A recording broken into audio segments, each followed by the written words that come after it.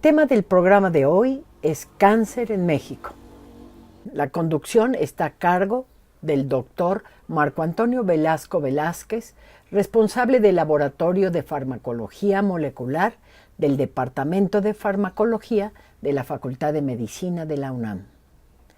Lo acompañan en el panel para el desarrollo del tema, en una primera parte, el doctor Didier Prada Ortega, investigador en ciencias médicas y miembro de la Comisión Coordinadora de los Institutos Nacionales de Salud y Hospitales de Alta Especialidad del Instituto Nacional de Cancerología.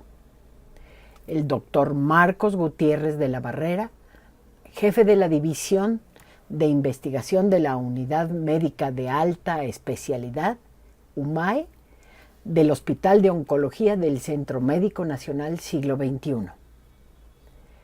Bienvenidos. Vamos a empezar a platicar en esta mesa acerca del cáncer y las investigaciones que hacemos en Facultad de Medicina de la UNAM y en otras instituciones nacionales para tratar de resolver este grave problema. Entonces, tendremos que empezar por el principio y la pregunta más obvia es, ¿qué es el cáncer? Doctor Prada, ¿nos puede platicar, por favor? Como no, sí, el cáncer, pues en su definición más clásica es un problema de una sola célula, ¿no? Que pierde el control, que empieza a proliferar. Eso quiere decir que se van creando muchas, miles de células hijas y en ese proceso de crecimiento ella va invadiendo el tejido donde va creciendo, pero también tiene la capacidad no solo de crecer ahí, sino que es capaz de salir del tejido donde nació y crecer y proliferar en otros sitios, a lo que llamamos metástasis. Es como la definición más clásica, pero hay otros componentes adicionales a la creación del cáncer.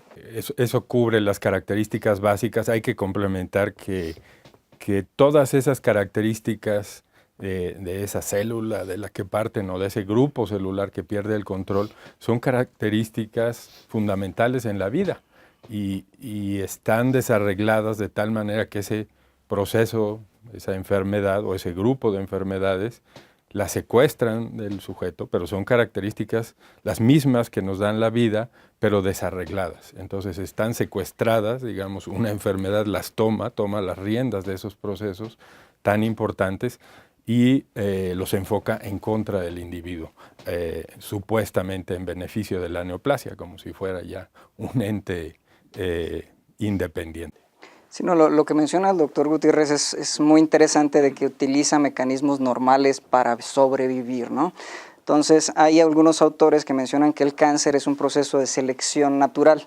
La célula no solo se divide, sino que las células hijas no son iguales, no son clonales, son diferentes, tienen inestabilidad, unas tienen mutaciones, otras tienen alteraciones cromosómicas, y lo que va ocurriendo a medida que las células se dividen es que unas van muriendo y solo las más fuertes van sobreviviendo, ¿no? Damos una quimioterapia, mueren algunas, las más fuertes sobreviven, ¿no? Es un proceso ligado a la vida misma, ¿no? La selección natural hace parte de la selección de la vida, ¿no? Claro, y entonces esto es parte de la complejidad del problema, ¿no? Estamos tratando de erradicar células que están en nuestro organismo, que comparten características con las células sanas, ¿no? Y por lo tanto es difícil encontrar tratamientos efectivos para la enfermedad. Entonces, ¿cuáles definirían ustedes como las características generales que tiene una célula cancerosa? Pues se han ido definiendo como características fundamentales. Una es la que ya mencionó el doctor Prada, que es una división, una expansión constante en el número, en la población celular, pero otras son la capacidad de autoestimularse para lograr esa expansión continua. Otra es no reconocer señales del cuerpo que están normalmente diseñadas para llevar al cuerpo, a un organismo en concierto entre todos sus tejidos y todas sus células, pues hay esos mecanismos para controlar en forma individual a cada célula, a cada grupo celular, pues este grupo celular ya no las reconoce. Igualmente, el sistema inmune normalmente tiene la capacidad de reconocer células que sufren mutaciones y o bien hacer que echar a andar mecanismos con el que se reparen esas anormalidades en la información genética, y si no son capaces de hacerlo, pues de que mueran en aras de la supervivencia del organismo. pues ese mecanismo también está de alguna manera desarreglado, de tal manera que no son captadas o evaden la respuesta inmune.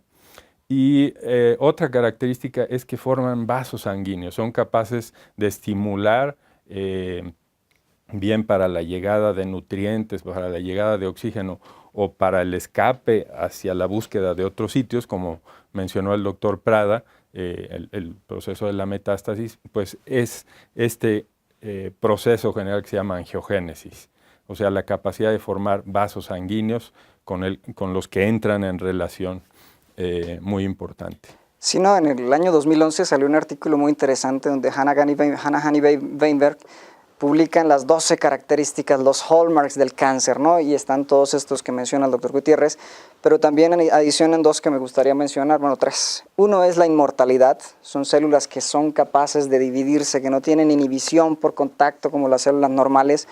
Muchos conocemos el caso de Henrietta Lacks, ¿no? Que fue una mujer a la cual le toman una biopsia de un carcinoma que tenía, esto fue como 1940 y tantos, y el doctor George Gray en Johns Hopkins toma esas células y es capaz de hacer de que esas células se empiecen a dividir, y a la fecha todos en nuestros laboratorios tenemos células HeLa, tenemos células de esta paciente que ya falleció hace muchos años, pero sus células siguen proliferando, ¿no? Entonces las llamamos células inmortales, ¿no? Tienen una capacidad casi sobrenatural de seguir viviendo y sobrevivir a circunstancias muy difíciles, ¿no? Entonces incluso hay una serie de televisión acerca de la vida de Henrietta Lacks y cómo le tomaron sus células sin su permiso, sin su autorización, las vendieron, las distribuyeron y bueno, solo hasta 2013 le dieron un estímulo a su familia por todo el avance que se ha logrado con estas células, ¿no? Otra característica fundamental es que la célula cancerosa es capaz de suprimir a los reguladores que tiene dentro de la célula, ¿no? Es capaz de silenciar a genes clave para pues, ya seguir proliferando, como es el caso de P53, y también de estimular oncogenes o favorecer oncogenes que favorezcan la proliferación celular, ¿no? Creo que en general son muchas características, pero ya hemos nombrado la mayoría tal vez. Sí, muchas gracias. Creo que faltaría remarcar que no solo son las células cancerosas las importantes en el curso clínico de un tumor, sino que estas células tienen interacciones con otras células normales del organismo y las impulsan a que funcionen de manera desregulada. Ya nos platicaba el doctor Gutiérrez, por ejemplo, la capacidad de generar nuevos vasos sanguíneos. Eso lo hacen células normales del organismo. Y hay la interacción con el sistema inmune, tiene que ser apagada para que las células cancerosas puedan seguir proliferando. Y cada vez más vamos descubriendo que tienen interacciones con otras células del sistema, con otras células normales que están presentes en el organismo. Entonces, en el siglo pasado nos enfocamos en conocer a las células cancerosas. Creo que sería justo decir que al día de hoy las conocemos razonablemente bien, ¿no? Y en lo que nos estamos enfocando en años recientes es en identificar cómo estas células cancerosas interactúan con múltiples células normales del organismo. Entonces, eventualmente esperaríamos conocer la figura, la imagen completa, ¿no? Y por lo tanto ser capaces de proponer mejores maneras para tratar nuestros tumores. Sí, por supuesto. Incluso una de las terapias más novedosas o lo que más se está aprovechando hoy en día en investigación es reactivar el sistema inmune. Cómo hacer que el sistema inmune ahora sí reconozca a esa célula que estaba pasando desapercibida, ¿no? Una estimulación inmunológica para tratar de que luchemos nosotros mismos contra las células tumorales, ¿no? Son terapias que están todavía en investigación, pero hay resultados muy prometedores. Quiero retomar algo que el doctor Gutiérrez nos platicó antes, que es que en realidad estamos hablando de un grupo de enfermedades. Previamente hemos hablado de características comunes de células cancerosas, como si todas las células cancerosas fueran iguales independientemente de su tejido de origen, pero no es así. Platíquenos, por favor, doctor. Sí, en realidad ya veíamos que hay características comunes a todos los cánceres, porque fundamentalmente comparten eso. Son mecanismos de la vida desarreglados y puestos al servicio de otro principio. Pero desde el punto de vista práctico, desde el punto de vista del diagnóstico, del pronóstico, del tratamiento, ahí es donde hay más diversidad en torno justamente a cómo logran este grupo de células desarregladas esos principios. Y entonces ahí es donde es más útil categorizarlas. Ha ido quedando claro que es tan grande las diferencias entre uno y otro grupo celulares que hoy la medicina está tendiendo a lo que llamamos medicina personalizada. Es decir, hay grupos tan pequeños como un individuo en donde el conjunto de características para cada individuo es única y de tal manera pues el diagnóstico, el pronóstico y el tratamiento se pueden ajustar a todas esas características, entre las características propias del tumor y las características de la relación de ese tumor con su huésped. Eso no quiere decir que no sigamos y dependemos en buena medida de poder hacer buenos grupos de características en las que podamos tanto estudiar, probar y enfocar diagnóstico, pronóstico y tratamiento. Sería justo decir lo obvio, que es que un tumor de mama no es igual a un tumor de próstata o un tumor de células sanguíneas. Ajá. Pero además que dentro de nuestros pacientes, aún dentro de pacientes con cáncer de mama, vamos a encontrar heterogeneidad, vamos a encontrar respuestas diferentes, características diferentes, pronósticos diferentes, ¿sí? Entonces, tenemos diferentes tipos de cáncer. ¿Cuáles son los más frecuentes en nuestra población? Bueno, aquí sí tenemos que enfocarlo un poco por género. Hay que decir que en el hombre obviamente es el cáncer de próstata y en la mujer en este momento es el cáncer de mama. Si hablamos de cánceres comunes, pues estamos hablando de cáncer de pulmón probablemente.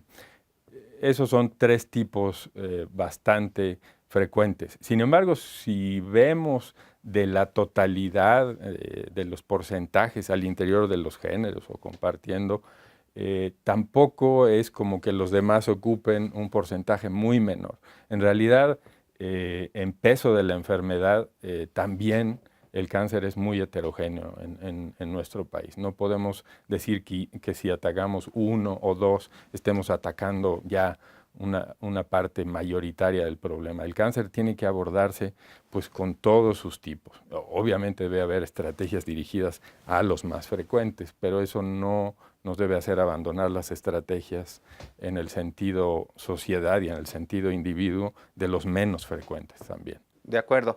Esto pasa igual en el mundo. Y entonces, ¿podrían platicarnos de si comparamos el estado actual con el pasado, si tenemos más o menos casos de cáncer? Sí, hay más casos de cáncer, pero estamos hablando de números crudos, de números absolutos.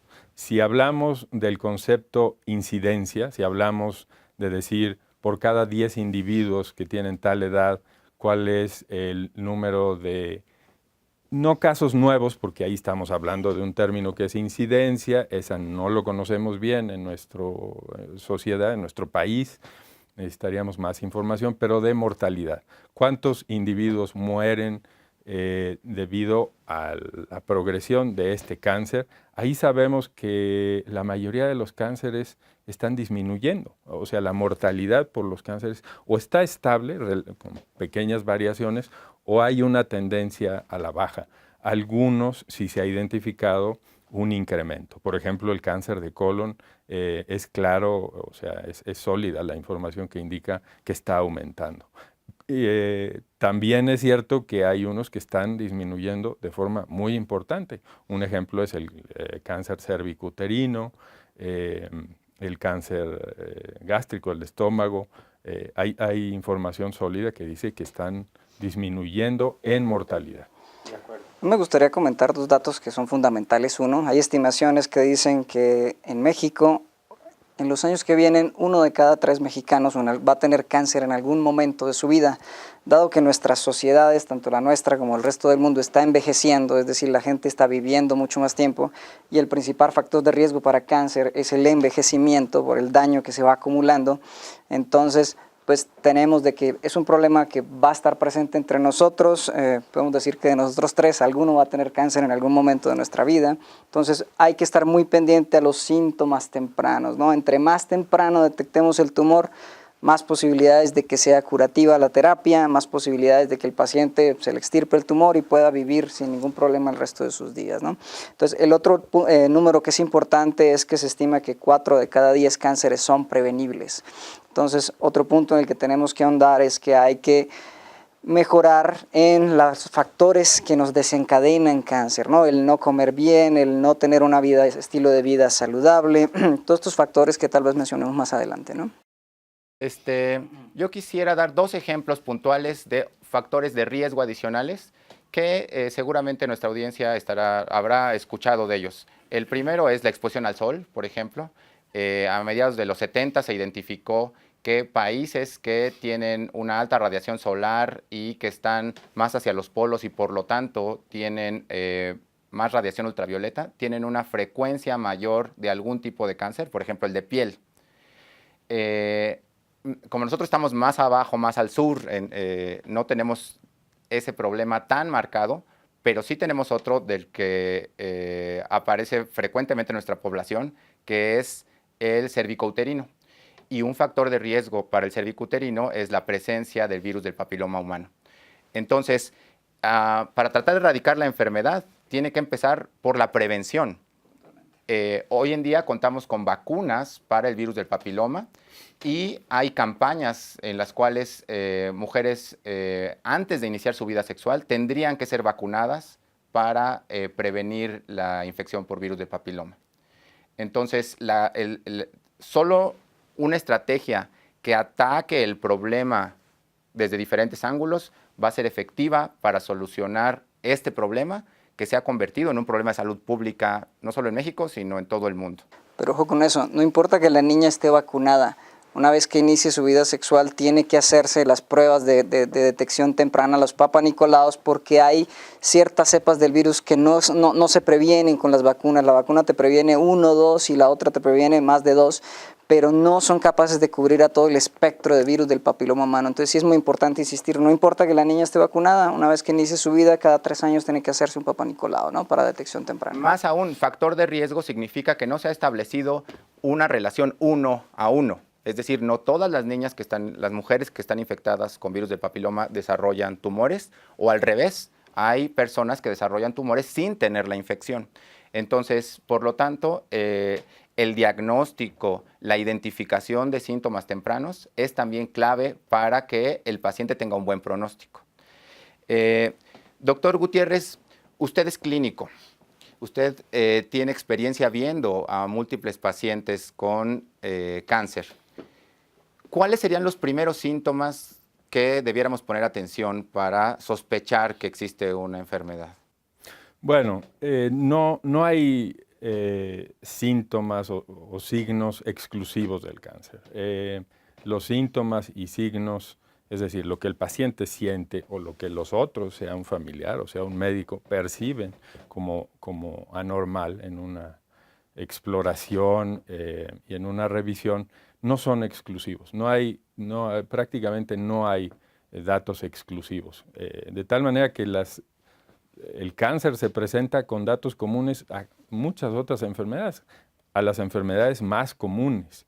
Es decir, si hablamos de tos, si hablamos de cambios en el hábito intestinal, el número de veces que vamos a evacuar y las características de las evacuaciones, igual en el sentido, el número de veces que vamos a orinar y si presentamos dificultades para iniciar el acto de la micción de orinar, si vemos el calibre del chorro de la orina, si hay presencia de sangre en las evacuaciones o en la orina.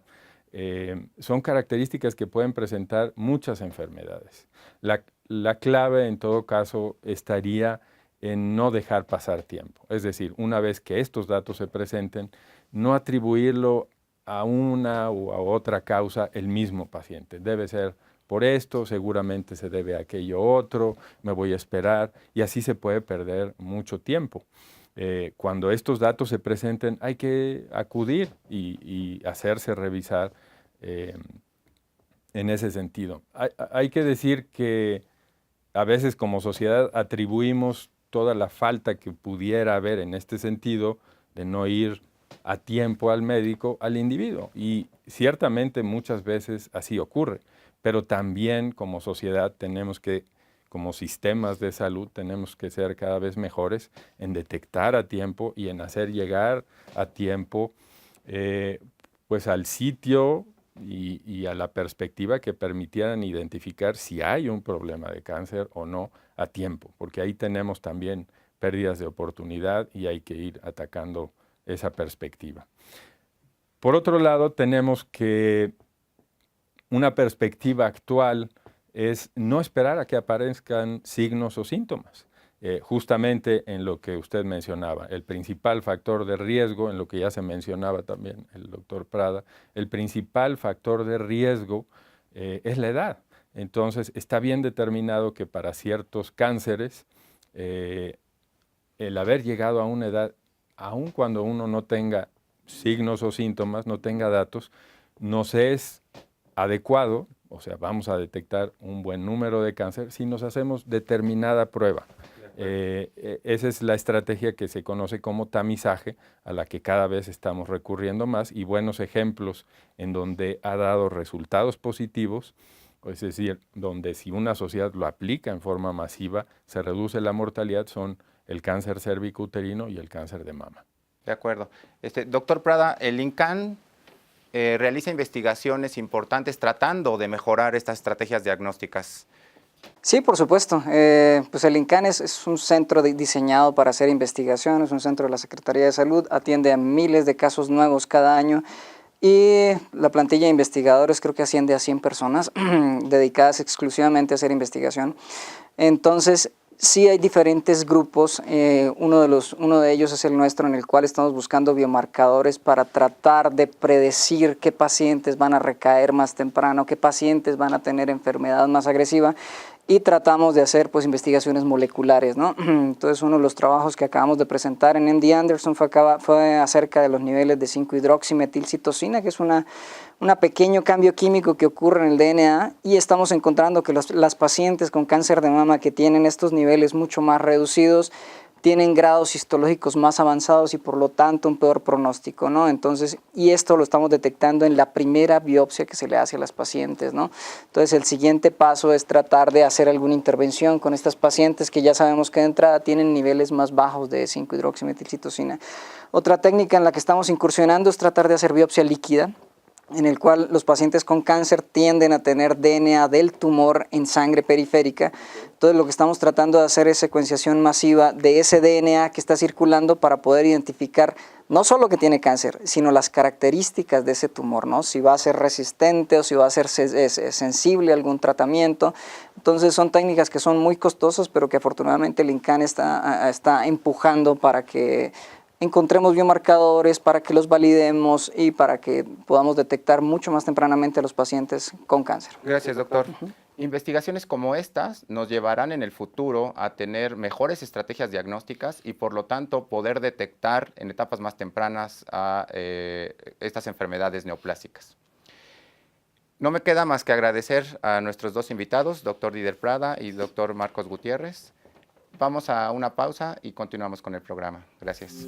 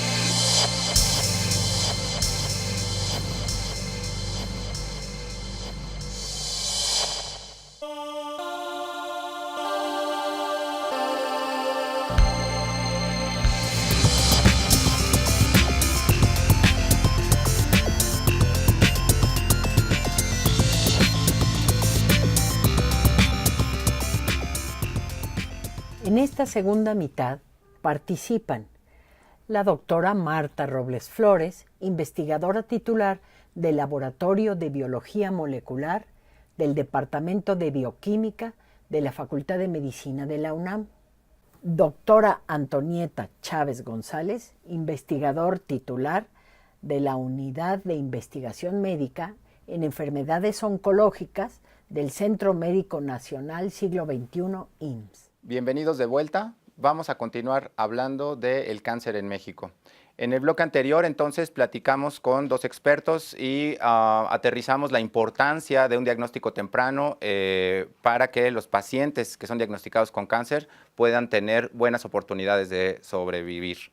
Sin embargo, no es el único factor que impacta en cómo le va a los pacientes. Uno de los factores clave es el tratamiento que reciben estos pacientes. Entonces, doctora Robles, ¿nos puede platicar cuáles son las estrategias que utilizamos actualmente para tratar a pacientes con cáncer?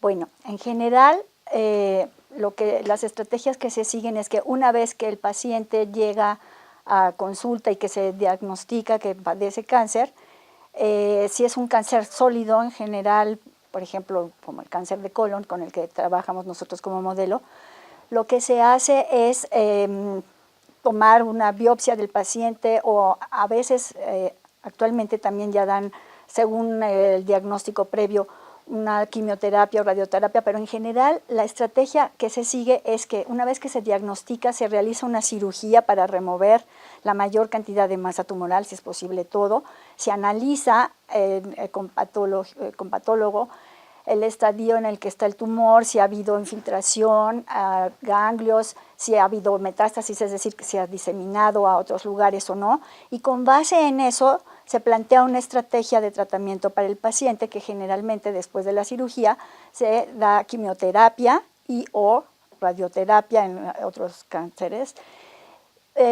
Y después de la radioterapia y de la quimioterapia se evalúa la eficiencia de este tratamiento con varias técnicas de diagnóstico para ver si se redujo por completamente el tumor o si ya hay, dependiendo del estadio o el diagnóstico inicial, si hubo infiltración, aunque aparentemente no se observe, por ejemplo, una metástasis, el grado de, entre más desdiferenciado hayan encontrado el tejido tumoral, da un mayor pronóstico negativo.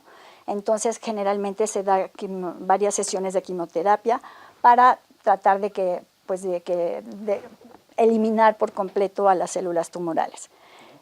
Sin embargo, de estos tratamientos, después de un tiempo se tiene que volver a evaluar al paciente porque uno de los problemas importantes a los que se enfrenta la oncología actual es la frecuente resistencia al tratamiento y que regrese el tumor después de un tiempo y muchas veces puede ser mucho más agresivo, resistente a todos los tratamientos que se le dieron anteriormente al paciente. Okay, gracias. Doctora Chávez, usted trabaja con tumores derivados de células sanguíneas. Entonces, ¿cómo es el tratamiento allá? Debe ser diferente al de los tumores sólidos. ¿Y cómo es este problema de resistencia a los tratamientos? Bueno, efectivamente yo trabajo con un tipo específico de leucemia, que son las leucemias mieloides. Y en el caso de las leucemias mieloides, de manera parecida a lo que sucede con los tumores sólidos, este tipo de tumores se trata con agentes que evitan la proliferación rápida de las células.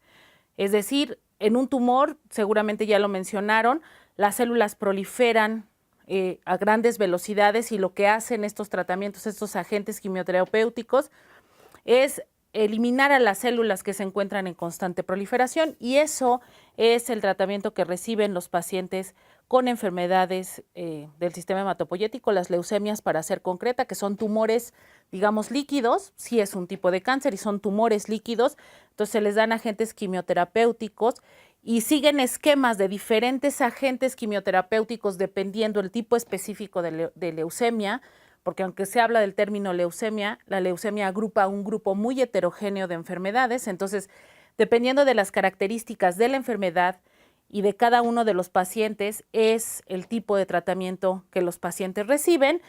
Y como bien dijo la doctora Robles, en estos pacientes también existe un porcentaje que muestran resistencia a los tratamientos, de manera que una vez que el paciente pasó por todo el periodo de tratamiento, y de recibir agentes quimioterapéuticos, se les tiene que estar monitoreando constantemente para evaluar si se redujo el crecimiento tumoral o si aún permanecen células tumorales. Y en el caso de las leucemias, una proporción de pacientes continúa con células leucémicas presentes en su sistema, de manera que en ocasiones o hay que cambiar de tratamiento o hay que utilizar tratamientos combinados con la intención de eliminar a estas células que están proliferando. Entonces, si fuéramos capaces de erradicar a todas las células cancerosas del organismo, esa sería nuestra cura. Y para alcanzar ese objetivo tenemos diferentes estrategias. Pero, ¿por qué no ocurre todo esto en todos los pacientes? ¿Por qué tenemos unos pacientes que sí responden bien al tratamiento y por lo tanto se curan y otros pacientes que continúan con la enfermedad? La doctora dijo algo crucial. Sí. Generalmente las terapias, como dice la doctora, están enfocadas a eliminar a células que están en activa proliferación, porque es uno de los sellos característicos del cáncer. Sin embargo, se ha demostrado la presencia de una subpoblación pequeña de células troncales cancerosas o células madre cancerosas que son iniciadoras de tumor, que tienen capacidades especiales para ser resistentes a cualquier agente tóxico, porque tienen bombas especiales que les permiten sacar fuera de la célula cualquier cosa tóxica. También tienen mecanismos de reparación de su DNA o de su genoma muy eficientes.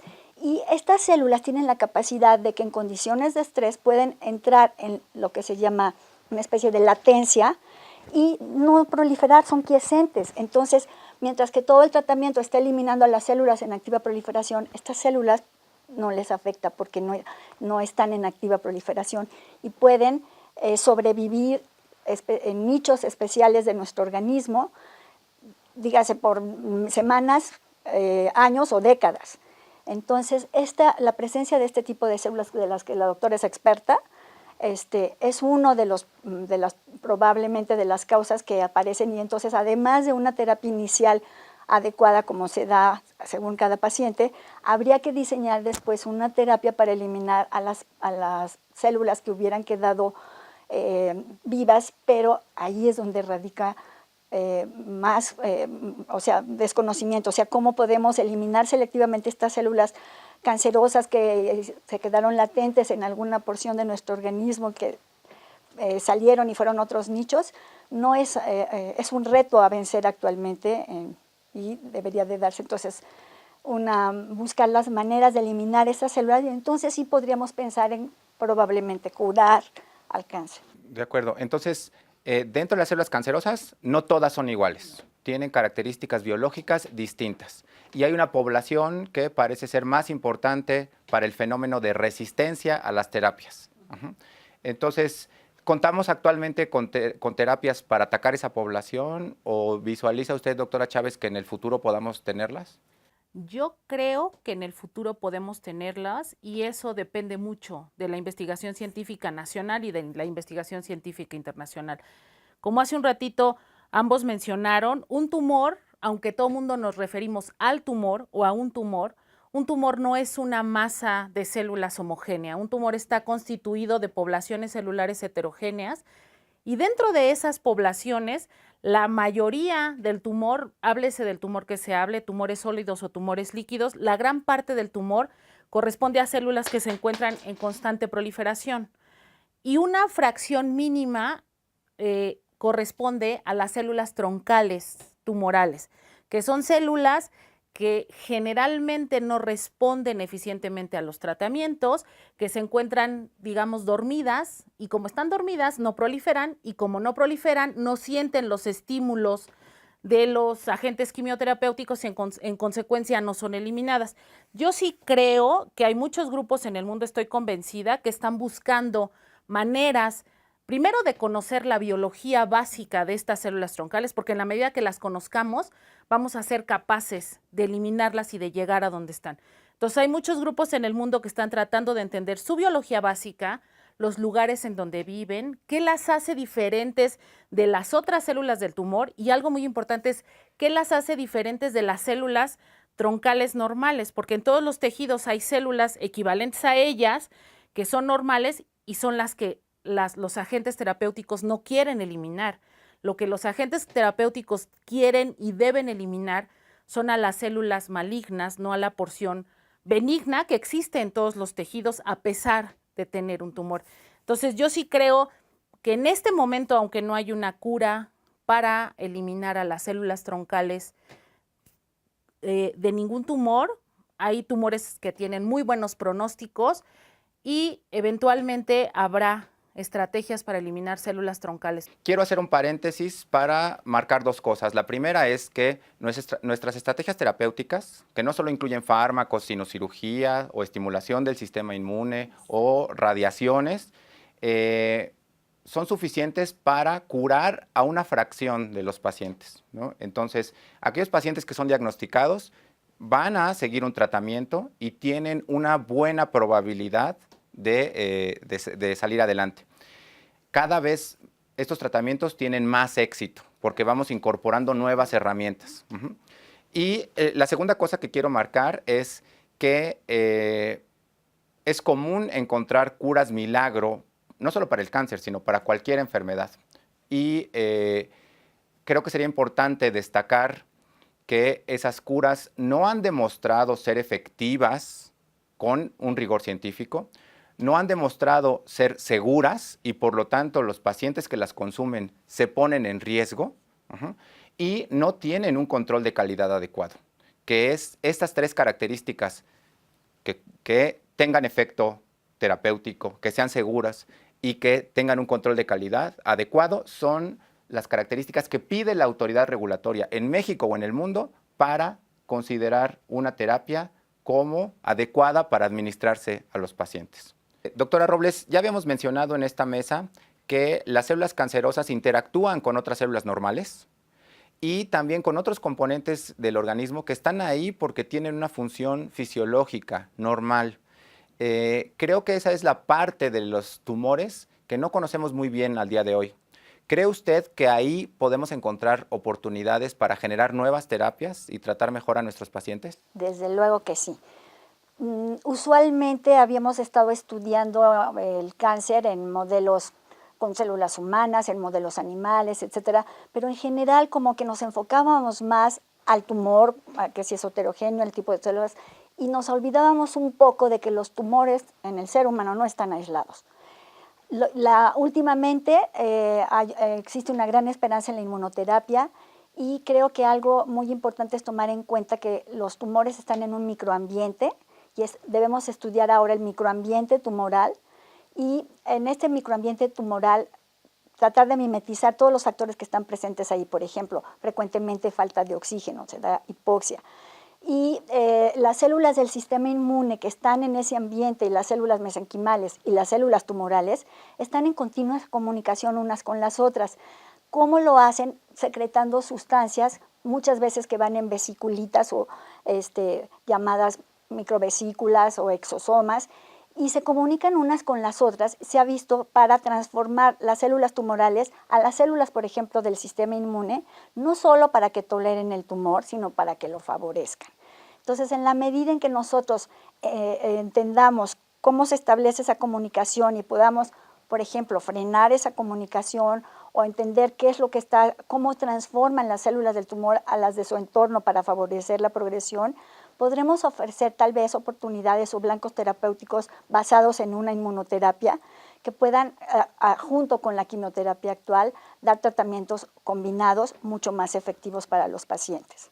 Entonces, la investigación básica sienta las bases para eventualmente desarrollar tecnologías que puedan aplicarse en nuestros pacientes. Yo estoy convencida que la investigación básica y la aplicación inmediata terapéutica para los pacientes van de la mano. Si avanza la investigación básica y tenemos nuevos elementos, podremos entonces inmediatamente dar ideas para que se diseñen mejores estrategias terapéuticas basadas en las diferentes cosas y en el tipo de tumor que tenga cada paciente y el grado de avance que tenga cada paciente para dar una medicina personalizada y tratar de obtener mejores resultados para cada paciente. De acuerdo. Doctora Chávez, sé que usted está de acuerdo con esto. Sé que también considera la investigación básica un pilar esencial para la identificación de nuevas terapias. y lo sé porque eso es parte de sus líneas de investigación. Platíquenos, por favor.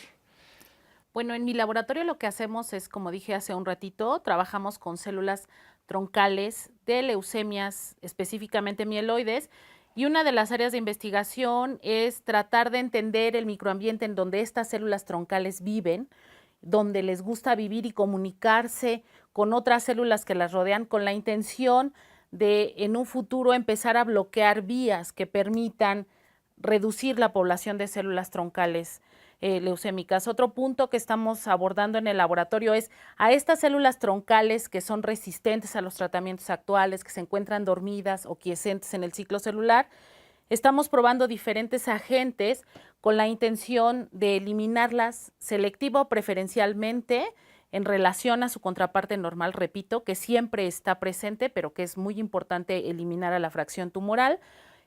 Ya sea eliminarlas utilizando diferentes agentes químicos o buscar incluso dentro de la propia célula troncal moléculas que se expresen específicamente en esas poblaciones y que nosotros tengamos después la oportunidad de buscar la manera de llegar específicamente a ellas y eliminarlas. Entonces, esas son 3 grandes áreas de las que nosotros trabajamos en el laboratorio y todas ellas en su conjunto pretenden responder una sola pregunta: ¿cómo es la biología básica de las células troncales tumorales, de los tumores en general? Y en la medida en la que avancemos en la investigación científica, vamos a dar seguramente respuesta a todos los problemas que siguen haciendo del cáncer un problema nacional. De acuerdo. Esta explotación de la interacción entre las células tumorales y células normales no es ciencia ficción. No. Creo que vale la pena señalar que ya tenemos terapias en el mercado que funcionan así. Son terapias muy novedosas y lo que hacen es evitar la supresión del sistema inmune de tal manera que el sistema inmune pueda responder ante el tumor. Y la manera en la que evitan esta supresión es identificando moléculas que están en la superficie de las células cancerosas y que interaccionan con otras moléculas en la superficie de células tumorales. Esa interacción es importante porque da comunicación y la comunicación que transmite es, por favor, suprímete sistema inmune. Si nosotros somos capaces de romper esa interacción, lo que estamos haciendo es bloquear el bloqueo y por lo tanto vamos a tener respuestas terapéuticas en nuestros pacientes. En el futuro, nuestras investigaciones básicas podrían transformarse en herramientas para nuestros pacientes. ¿Qué más nos falta investigar? Bueno, algo que decía la doctora, no se sabe, sería ideal poder discernir entre una célula troncal tumoral, cancerosa, y una célula troncal normal, porque si lo hacemos nada más con base en los marcadores que pesan en la membrana, a veces no es tan sencillo. Pero no solamente ese es un reto a vencer, como lo que estudia en el laboratorio de la doctora. Otro reto es, una vez que las células, ¿qué mecanismos son las que las llevaron a la quiescencia, a permanecer dormidas y latentes en ciertos nichos? ¿Y qué las hace despertar? Porque también ese es otro problema. Yo creo que tenemos que buscar todo tipo de frentes para destruirlas.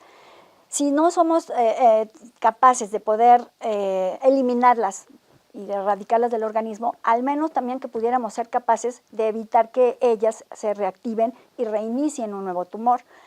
Esos mecanismos moleculares que están involucrados en mantenerlas así no se conocen y es algo en lo que en mi laboratorio, por ejemplo, estamos muy interesados en estudiar también, además de la comunicación, claro, que se da entre células tumorales y las de su entorno. Doctora Chávez, ¿qué más cree que debiéramos estudiar? ¿Dónde es que tenemos todavía cajas negras en el proceso biológico de los tumores? Yo creo que existen todavía varias cajas negras y muchas de ellas están en muchos tumores sólidos en donde ni siquiera se conoce o se ha descrito con claridad la existencia de células troncales tumorales.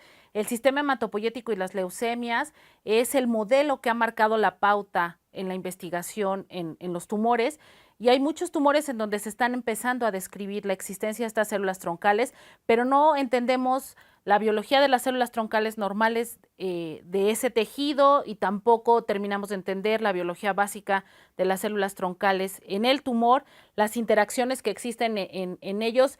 Esto de hacer investigación entre cómo se comunican las células, cómo podemos distinguir una célula normal de una célula tumoral, son áreas que se dice muy simple, pero son grandes preguntas a vencer, son retos enormes y no es algo que se pueda descubrir de la noche a la mañana. Toda la investigación requiere mucho esfuerzo científico, mucho esfuerzo económico y son pasos que se van logrando poco a poquito. Tampoco podemos pensar que la cura está a la vuelta. Sí hay muchas opciones terapéuticas, pero hay que ir poco a poquito porque en la medida en que todo se sustente en el conocimiento científico, vamos a dar mejores resultados. Y sí quiero tocar esto de que todo se sustente en el método científico porque existen muchas estrategias o muchas opciones que se les ofrecen a los pacientes que no necesariamente están sustentadas en el método científico, que no han sido reportadas y revisadas por pares internacionales, en donde se pone en riesgo la vida de los pacientes utilizando agentes o terapias que no están probadas y que ponen en riesgo incluso o hacen más complicado el tratamiento de los pacientes que tienen este tipo de padecimientos. Muchas gracias. Creo que toca un punto clave, que es la complejidad del problema. Y el problema es muy complejo porque, como ya mencionamos antes, no estamos hablando de una enfermedad, estamos hablando de un grupo de enfermedades. Dentro de ese grupo de enfermedades, las células cancerosas que hace años pensábamos que eran todas iguales, hoy en día sabemos que no lo son. Hay subgrupos con propiedades biológicas particulares, ¿no? Algunos son responsables de la resistencia a los fármacos, otro subgrupo será responsable, o quizá el mismo, será responsable de la formación de metástasis, que es la colonización de otros órganos o tejidos diferentes al que originalmente, en el que originalmente se desarrolló el tumor.